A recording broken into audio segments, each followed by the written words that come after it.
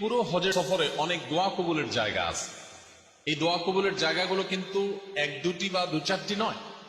হাসান বসরি রহমতুল্লাহ আলাইহি হজের সফরে দোয়া কবুলের 15টি জায়গার কথা বলেছেন, সম্ভবত 15টি। অর্থাৎ এত দোয়া কবুলের জায়গা আপনি পৃথিবীতে আর কোথাও পাবেন না। পৃথিবীর অন্য কোন জায়গায় দোয়া কবুলের এরকম স্পেসিফিক জায়গা বলা হয় নাই। এমনকি মদিনাতেও দোয়া কবুলের স্পেসিফিক কোন জায়গা নেই যে এই জায়গায় দাঁড়ায় দোয়া করলে দোয়া কবুল হবে। ইমাম মালিক রাহমাতুল্লাহ আলাইহি তিনি বলেছেন, শোনো, তোমরা তিনজন ইমাম বলেছো এই পৃথিবীর মধ্যে শ্রেষ্ঠতম শহর হলো মক্কা। আমি ইমাম মালিক বলেছি পৃথিবীর মধ্যে যত শহর আছে ইভেন মক্কার চেয়েও আমার নবী যে শহরে বাস করে মদিনা মুনাওয়ারার মর্যাদা অনেক বেশি। আল্লাহু আকবার বলেন। তিনি বলছেন, না, আমি মানব না তোমাদের কথা তোমার কাছে।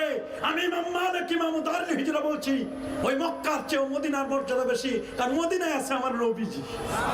সুবহানাল্লাহ বলেন। নবী নাই, মদিনায় আমার নবী আছেন।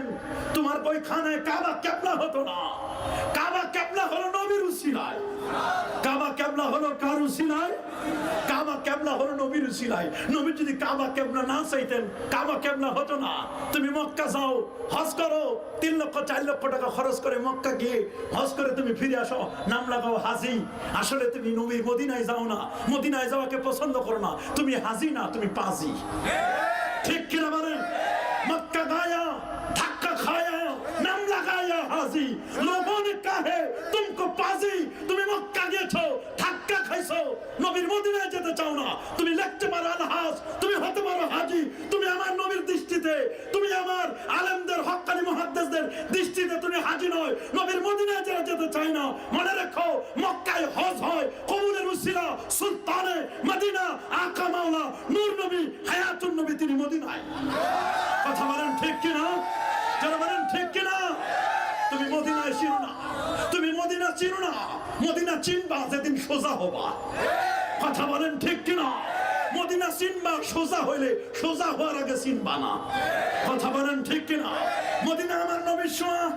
ওরে মদিনা আমার নবী চেন্না নবী, যে নবী বলে দিয়েছেন মানে হাজ্জা ওয়ালাম ইয়াজুর কবরি ফাকাত জাফানি, যে হজ করতে গেল আমি নবীর রোজায় আসলো না, যত বড় পণ্ডিত হও না কেন, যত বড় পাগড়ি লাগাও না কেন, যত বড় আশিক রাসূল হও না কেন, যত হাদিসের দোহাই দাও না কেন, মনে রাখো তুমি আমারে কষ্ট দিলা। নবীকে যারা কষ্ট দেয় তারা কি হাজি? কি তারা হাজি?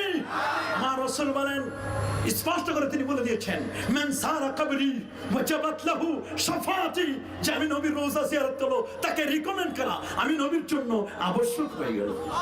সুবহানাল্লাহ।